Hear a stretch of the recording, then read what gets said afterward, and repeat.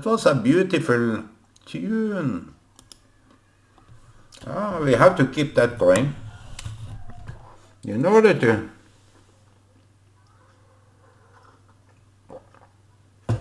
to get where we are going. So now today is Sunday. It's in the Pentecost. And what about today, my friends? I went to the airport yesterday just to see some aeroplanes come and go.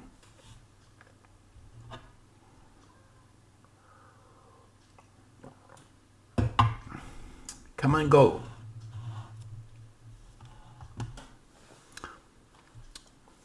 It was quite intriguing to see how quick they come and see how quick they are going. Flying up to the sky above in order to return again, never to be found. Return from where they are going, coming, and go away from where they went. So who would understand that kind of... I didn't know even what I was talking about. It was on autopilot. Are you on autopilot sometimes? We have to be on autopilot because sometimes we have no clue.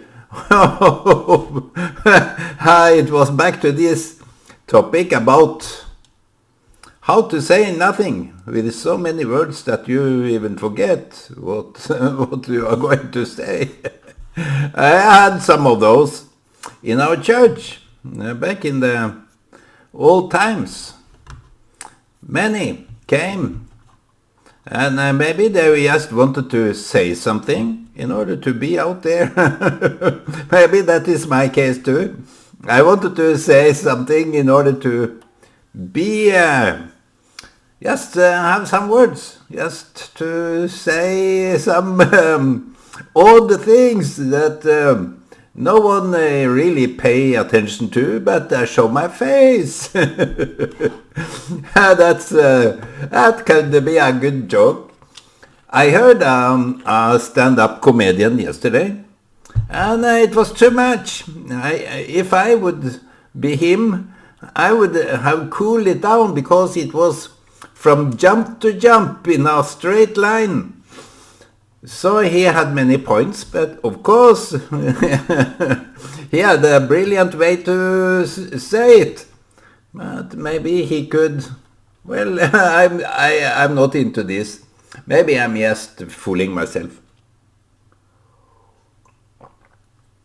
But sometimes it is interesting to see the comedians are talking. They take a story and put in some nice delicacies. What they call it when it is something very... I have asked myself what that word means.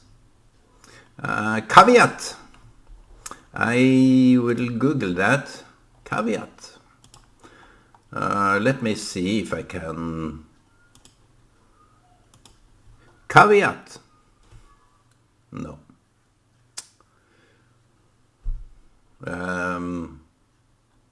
It's a warning. Caveat. It's a warning. So, maybe it's a word with a caveat. Let me Google that again. Let me see how that...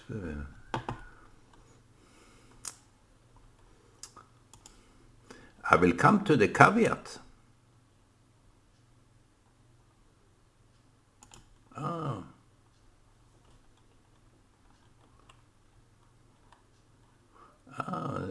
maybe I didn't understand. I thought caveat was something very good, the top of the peak or something, so I misunderstood that completely. And let me caveat.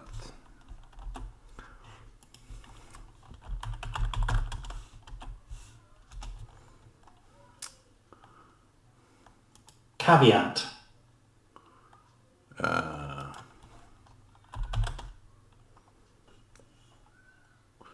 It's yeah, that's caveat. It's interesting that every time I've heard that word, it's somewhat as a warning, not as a let me see. I can barely see here, but a warning or proviso of specific stipulations, conditions, or limitations. yeah, There are a number of caveats which concern the validity of the assessment results. I understand now. Thank you, Mr. Google. You reconfigured my my I you see, to use right words is uttermost important. Otherwise, it bear no sense. Caveat is unlimited. You restrict. It's a kind of restriction, and maybe people doesn't really know. So when you want to tell a joke, you have to you, you have to bear in mind that the words you are using should be according to that joke, not according to your opinion about that word. As me, I have done that several times.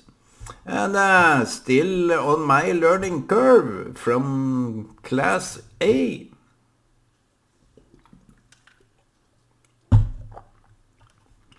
So today is about words. Words. Words that say nothing and say everything.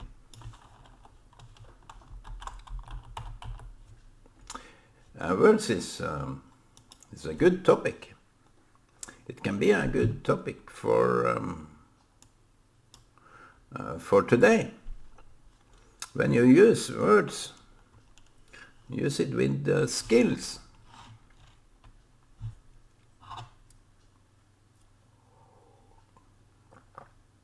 When you talk, use it with skill. You have this critique that says you could have been changing your way of saying that. You could have used other words.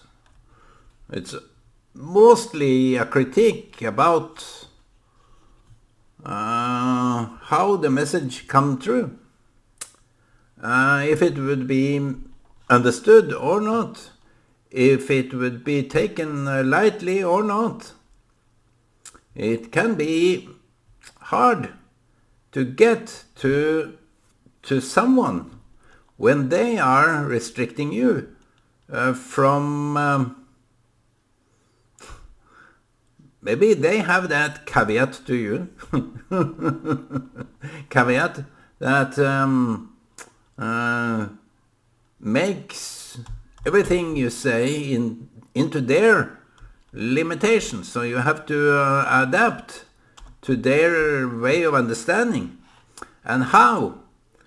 I know for a fact that many people that listen to me hear my saying. They don't get it. It can be, obviously, you have to be in my mind to understand what I'm talking about. Of course, otherwise, And the degree of how to convey what I say is somewhat quite important for those that listen to me. That I put it in a clear way, not a simple way, but a clear way that you can understand. And I don't want to belittle those that say that, because it's a needed critique. It's what we want to hear when we get feedback. That those that speak alone are more often they are more often a tendency to speak in code or in their own term, so that they are the only ones that understand what I say. I try to better my ways subconsciously. It have to be in the subconscious. I can't. Sometimes it's just standing still. I can't say a word. It's blocked. We call it iron curtain, the curtain of thoughts. That you can't. That is more or less when people are standing in some occasion and they should have said something and they get blocked. And I have got that many times. Sometimes it's easier to do this intuitive talk like I do, because nothing seems to be blocked. Nothing seems to be in the way of talking. But if you have a saying, if you have something on your heart, in your mind, you can easily get blocked, so that you focus only on one subject. You don't turn it around. You have no ability to turn it around. So you feel that the words is only focused on one single point in the case. So I try to make it as clear as possible regarding different angles on what I'm going to say. And I take it intuitively mostly. But when people say something like that you need to change your word. And maybe your approach, maybe your take, maybe you can convey different. But that is a conundrum for me. It's a mind game altogether, because sometimes you don't really know what people really can get. So in different occasions, for example, if I'm talking with someone and they don't get what I say, I have to change how I say it. I immediately do it differently. I try to turn it around.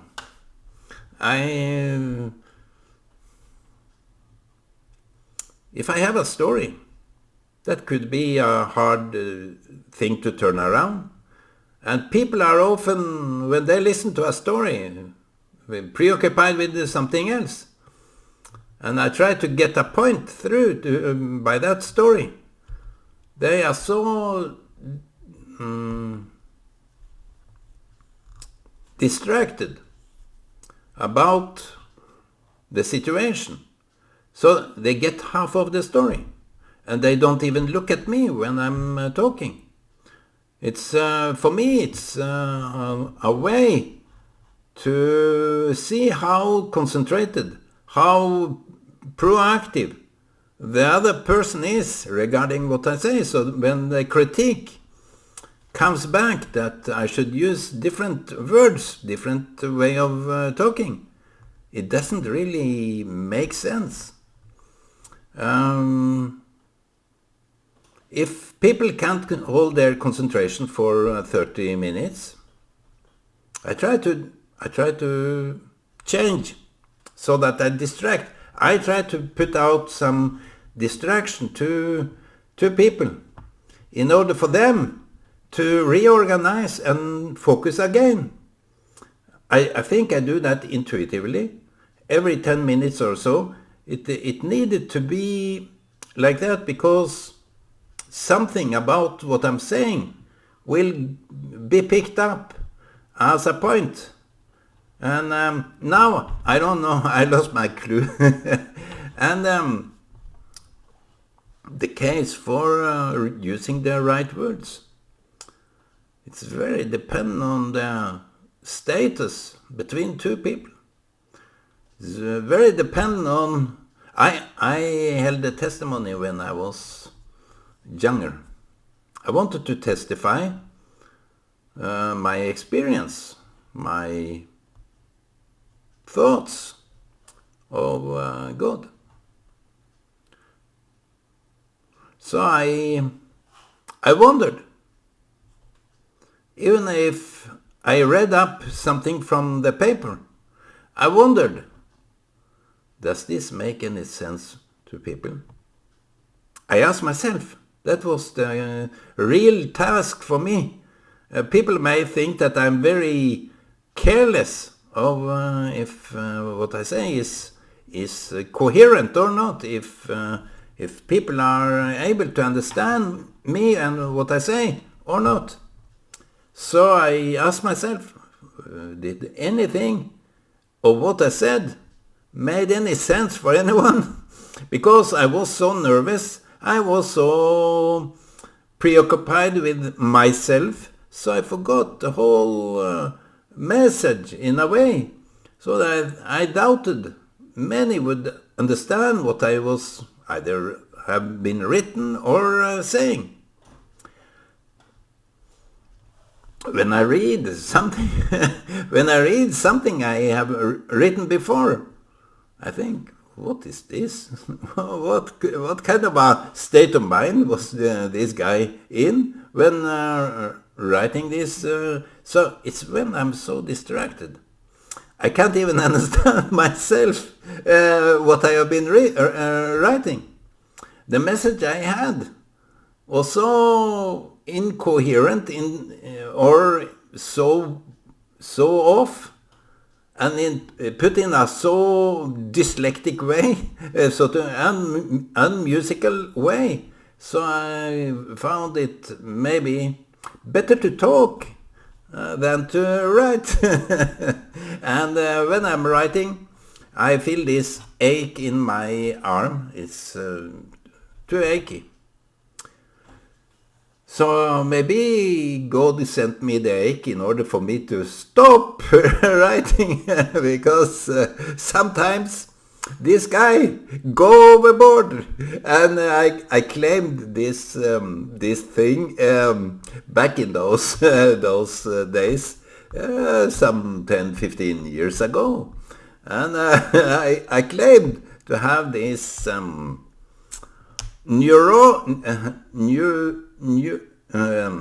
this neuro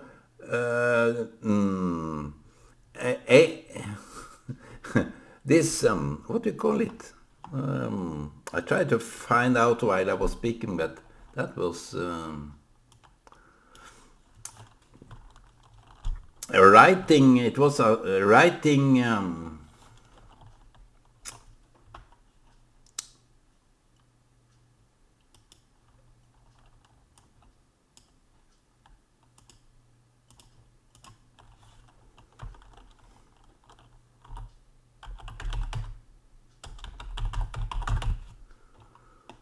It was this forced writing. It was this neuro writing. It was from, as someone have this syndrome of superactivity. I don't know what it's called in English. It's a PhD or not a PhD, but anyway, I claim to have this. I had to write, and I write out of order. I write out of mind. So that was it. It seems so that I had this this disorder of writing. Who would know? I was writing like a maniac. So maybe God gave me this ache in my arm so I could cool it off. and a guy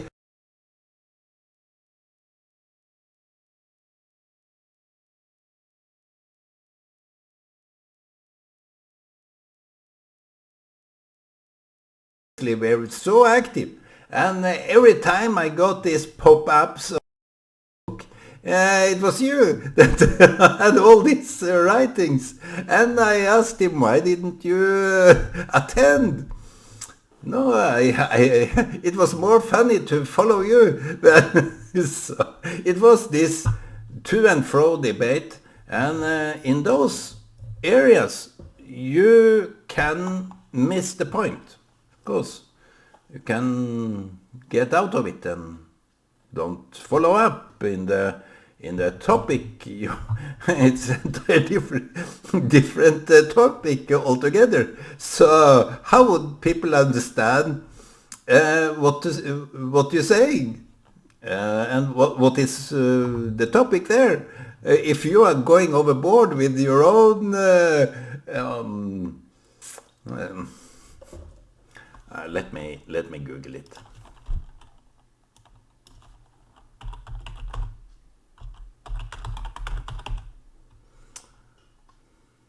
Coercive acts. Coercive acts. I couldn't stop. I couldn't stop writing. So I wrote a lot of what was coming up in my mind. But I think it was kind of a brilliant,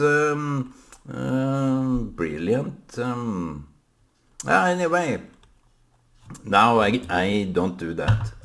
I can't do it. And but back to the topic, as if I've ever left it. To use words is somewhat what makes this world go around.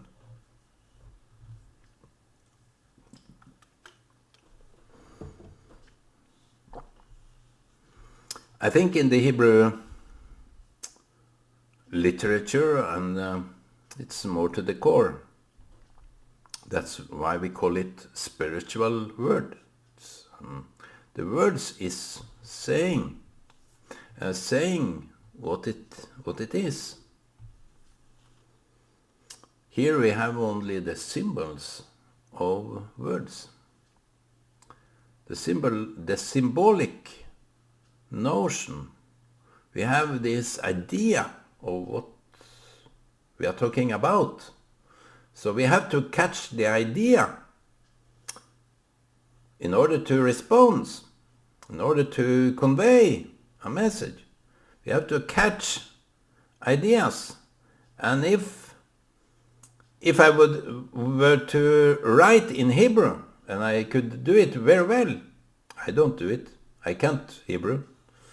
Only shalom and bevakasha. That would be more to the authentic, more clear ability to convey what was in my mind. But now we have to use both symbolic words to the idea of what we are talking about. So it is quite interesting that the Tower of Babel, it is all confused and put into a way that only gives symbolic meaning to what we are talking about. So if people demand from me different way of saying things, different words. Use different words, Ole. It would be much easier. Well, if you didn't know of the idea in the first place, how would I change the words? Should I talk about something entirely different than what I'm trying to convey? No. So those people are left to ask, Ole, what are you talking about?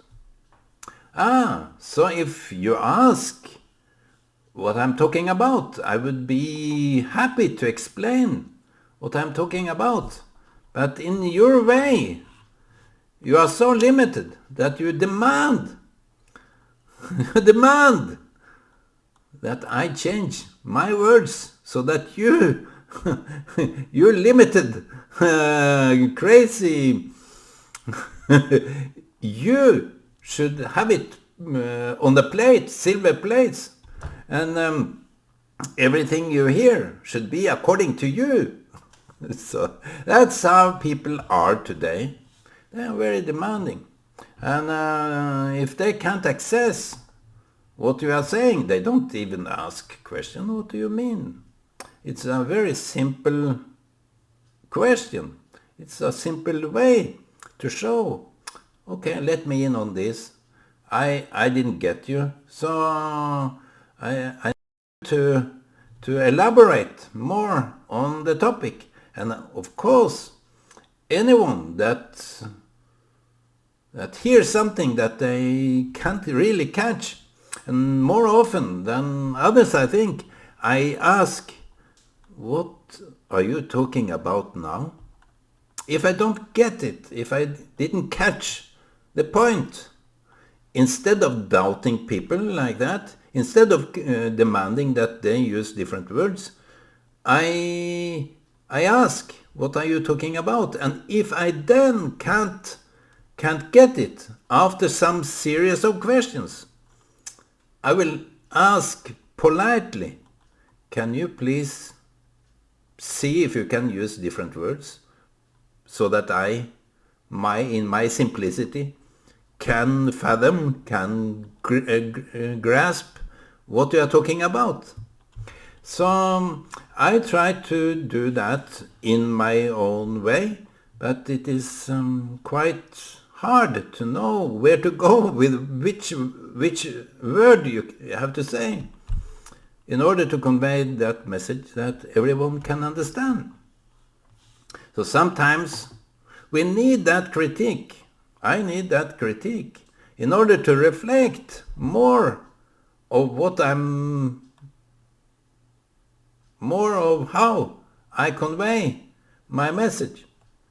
So this is the task for people like me. Not as a comedian, I am not a comedian, but I can do some comedy.